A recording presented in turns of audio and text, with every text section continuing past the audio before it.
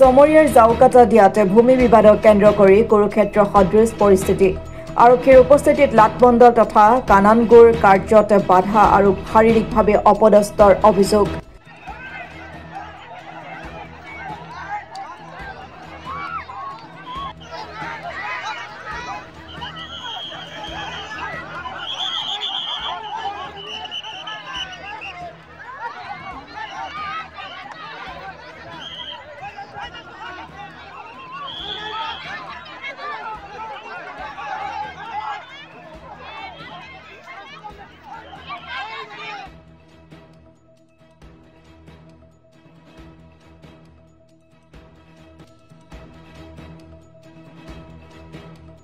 কামৰূপ জিলাৰ সমৰিয়া সমষ্টিৰ সুন্তলীয়া আৰক্ষী চকীৰ অন্তৰ্গত জাউকাটা দিয়াত এডোখৰ বিবাদমান ভূমিক কেন্দ্ৰ কৰি বৃহস্পতিবাৰে দুটা ফৈদৰ মাজত এক কুৰুক্ষেত্ৰ সদৃশ পৰিস্থিতিৰ সৃষ্টি হোৱা ঘটনাই অঞ্চলজুৰি চাঞ্চল্যৰ সৃষ্টি কৰিছে।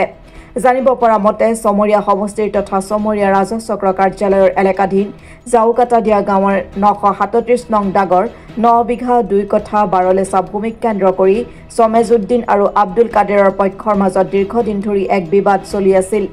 উক্ত ভূমি সন্দৰ্ভত উভয় পক্ষৰ গোচৰৰ ভিত্তিত ইতিমধ্যে আইনীভাৱে জব্দৰ নিৰ্দেশ দিয়া হৈছে।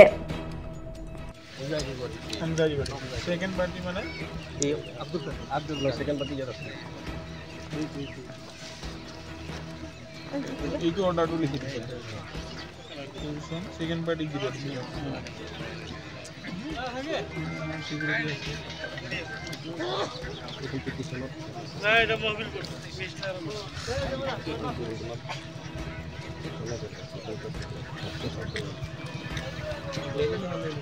আজি আদালতৰ নিৰ্দেশ অনুসৰি সমৰিয়া ৰাজহ চক্ৰৰ লাটমণ্ডল তথা কাননগু গোলোক কলিতা লাটমণ্ডল লক্ষ্মীনন্দন বৰা স্থানীয় গাঁও প্ৰধান কবিৰুদ্দিন আৰু বৃহৎ সংখ্যক আৰক্ষীসহ দ্বিতীয় পক্ষ কাদেৰ আলীকে চমজাই দিয়াৰ উদ্দেশ্যে ভূমিডোখৰত উপস্থিত হয়। তেনে সময়তে প্ৰথম পক্ষ সমেজউদ্দিনৰ পক্ষৰ একাংশ পুৰুষ মহিলাই ৰণচণ্ডীৰ ৰূপ ধাৰণ কৰি তীব্ৰ হুলস্থুলীয়া পৰিৱেশৰ সৃষ্টি কৰাৰ লগতে দ্বিতীয় পক্ষৰ লগতে কাজিয়াতে লিপ্ত হয়।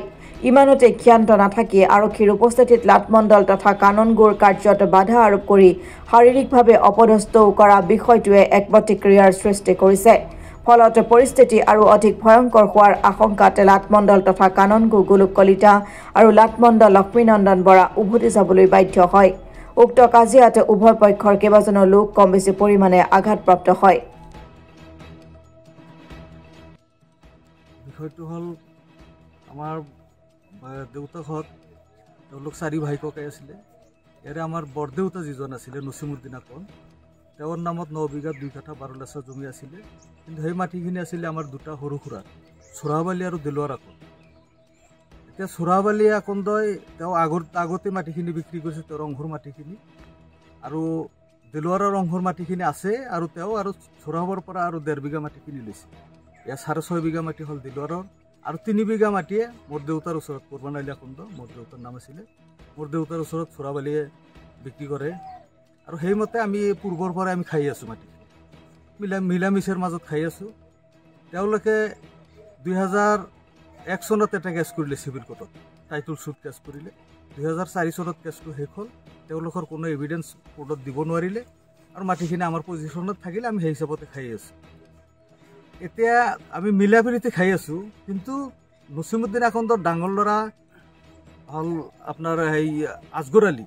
তেওঁ মানে গৰুৰ চৰত থাকে, গৰুৰ চৰ বুলি কয়, তেওঁ লিখিতভাৱে লুতুৰাত দিয়া বৰদিয়া নৈৰ পৰা তাতে থাকে, তাতে ভোটাৰ। তেওঁৰ ভনীয়েক হ'ল 3টা, তাৰ ল'ৰা ছোৱালী বহুতকেইটা।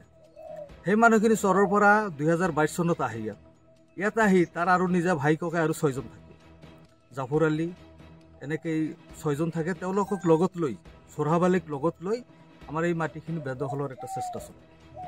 2022 চনত ফেব্ৰুৱাৰী মাহত ৰাতি মানে আমাৰ সৰিয়হ খেতিৰ মাজত এটা চালি উঠে।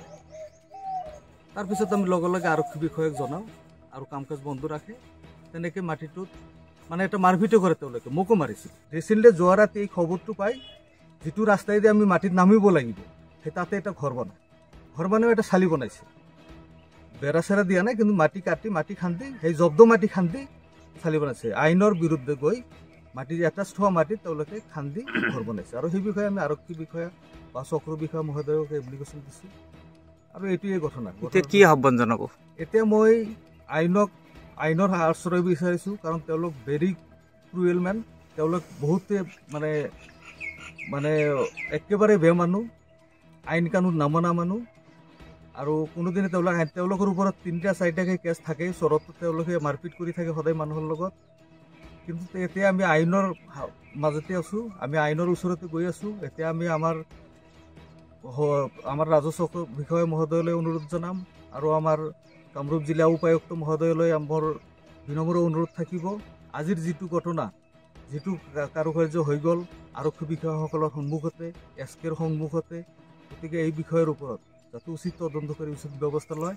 আৰু আমাৰ এই দুখীয়া পৰিয়ালটো, মোৰ সৰু সুৰা যিটো তেওঁলোকৰ ল'ৰা ছোৱালী আছে, তেওঁলোক খুবেই দুখীয়া। তেওঁলোকৰ 6.5 বিঘা মাটি, আমাৰ তাতে 3 বিঘা মাটি।